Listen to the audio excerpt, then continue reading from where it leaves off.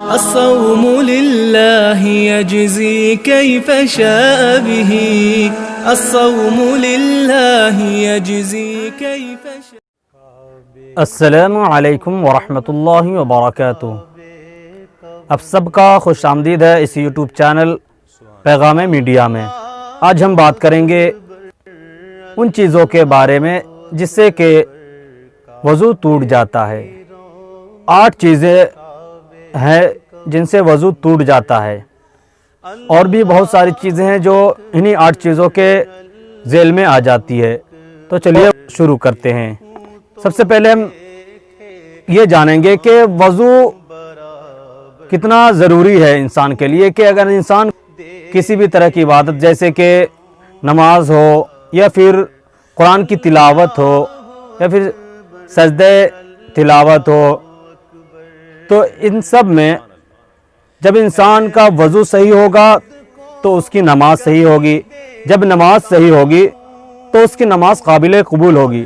لیکن اگر انسان وضو کر رہا ہے لیکن اس میں چھوٹی سی غلطی، کسی ایک کے فرائض کے میں کمی آ جاتی ہے، کسی بھی ایک فرائض میں، تو جس کی وجہ سے اس کا وضو مکمل نہیں ہوا.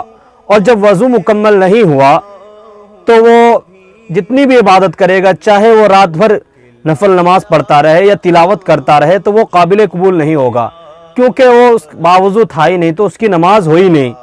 تو اس لیے میرے بھائیوں، جب بھی ہم وضو کریں تو یہ دھیان دے کہ ہمارا وضو مکمل طور پر ہو رہا ہے یا نہیں تو ہماری ساری عبادتیں فضول چلی جائیں گی. تو اسی لیے ہم جو آگے بات بتائیں گے آپ غور سے سماعت فرمائیے اور لاسٹ تک ویڈیو کو دیکھتے رہیے. تو سب سے پہلی چیز آتی ہے کہ آگے پیچھے کی شرمگاہ سے کسی چیز کا عادت کے طور پر نکلنا، مثلا پاخانہ، پیشاب اور ریح وغیرہ، یہ عادت کے طور پر ہونے والی چیزیں ہیں. اور اسی طرح نمبر 2 پر آتا ہے اگلی پچھلی شرمگاہ سے خلاف عادت کسی چیز کا نکلنا، مثلا استحاضے کا خون، کیڑا، مطلب کسی کو اگر پیٹ میں کیڑا وغیرہ ہو جائے، چھوٹے کو بھی ہو جاتا ہے اور بڑوں کو بھی ہو جاتا ہے، کنکری وغیرہ پیشاب کے راستے سے نکل جاتا ہے. اور اسی طرح منی وغیرہ رات میں ناٹ فال ہو جاتا ہے. اور نمبر 3 پر آتا ہے بدن کے کسی حصے سے نجاست کا نکلنا، مثلا خون، پیپ، مواد یا بیماری کی وجہ سے نجس پانی کا نکلنا. مثلا ایک بدن سے تو پسینہ بھی نکلتا ہے، لیکن وہ پسینے نکلنے سے وضو نہیں ٹوٹے گا. اسی طرح اگر کسی کو پھوڑا پھنسی تھا یا اندرونی کوئی بیماری ہے جس کا پانی باہر نکل کر بہہ جائے اپنی جگہ پر سے، تو اس کا وضو ٹوٹ جائے گا. اور اگر نہ بہے، اپنی جگہ پر ہی نکل کر وہ سوکھ جائے، تو اس کا وضو نہیں ٹوٹے گا. اور اسی طرح آتا ہے منہ بھر کر قے کرنا. جس انسان کو اگر کسی کو قے ہوا، اگر وہ تھوڑی سی ہے تو اس کا وضو نہیں ٹوٹے گا، اور اگر وہ زیادہ قے کرتا ہے منہ بھر کے تو اس کا وضو ٹوٹ جائے گا. اور اسی طرح نمبر 5 پر آتا ہے نیند کی وجہ سے، ٹیک لگا کر سونے سے یا پھر اس طرح سوئے جیسے لیٹ کر سونے سے کہ بالکل وہ سکون میں آ جائے.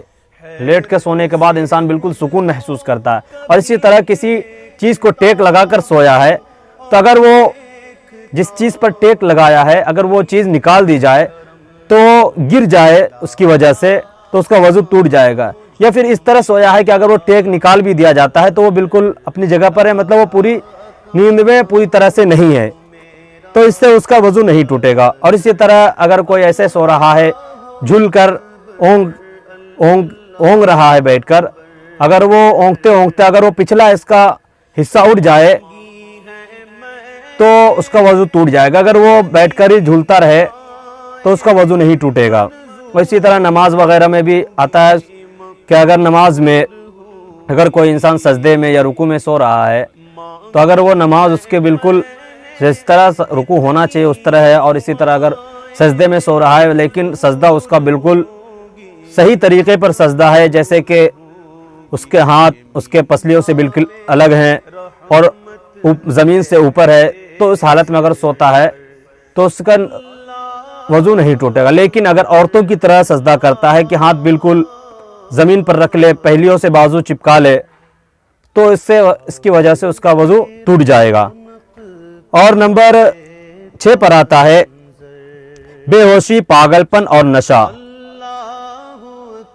ان تینوں چیزوں سے وضو ٹوٹ جاتا ہے۔ اگر کوئی انسان پاک صاف تھا، باوضو تھا، لیکن اچانک بے ہوش ہو گیا، جب اس کو ہوش آئے گی تو اس کو وضو کرنا ہوگا، اس کا وضو ٹوٹ چکا ہے۔ اور اسی طرح کوئی پاگل ہے، اچھا انسان تھا، بالکل چل پھر رہا تھا، اچانک وہ پاگل ہو گیا، تو جب اس کو ہوش آئے گی تو جو پہلے اگر باوضو تھا تو اس کا وضو ٹوٹ چکا ہے، اس کو وضو کرنا ہوگا۔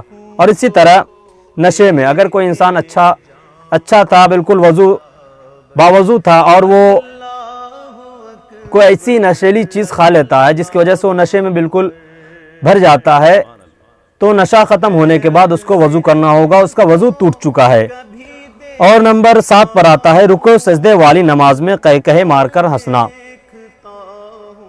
رکوع سجدے سے مطلب یہ ہے کہ ہم جو عام دن میں جو نمازیں پڑھتے ہیں، جتنی بھی نمازیں ہوتی ہیں ساری رکوع سجدے والی ہوتی ہے، چاہے وہ نوافل ہو، فرض ہو، فرائض ہو، سنتیں ہو، لیکن ایک نماز ہے جس میں رکوع سجدہ نہیں ہوتا ہے، وہ ہے جنازے کی نماز۔